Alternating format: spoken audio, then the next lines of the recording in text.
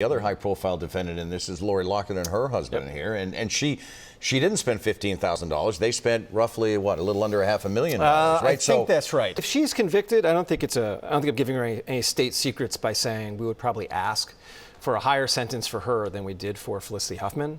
I can't tell you exactly what that would be, but the longer the case goes, right? Let's say she goes through to trial. If it's after trial, I think certainly we'd be asking for something substantially higher.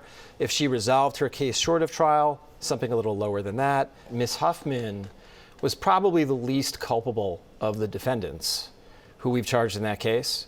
One of the things we look to is how much money was involved. So she spent about $15,000 to have her daughter get a fake SAT score. But there's a few things working in her favor. She took responsibility almost immediately. She was contrite, did not try to minimize her conduct. I think she handled it in a very classy way.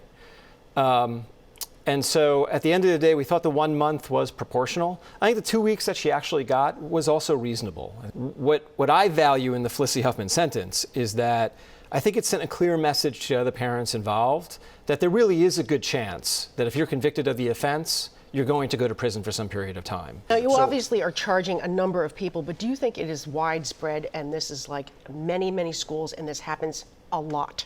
I think it is widespread. I'll tell you why. What you see here is that the coaches at universities and colleges who deal with what we call sort of second-tier sports, so not basketball, football, and baseball, where everyone knows who the great high school players are, but things like crew or lacrosse or water polo.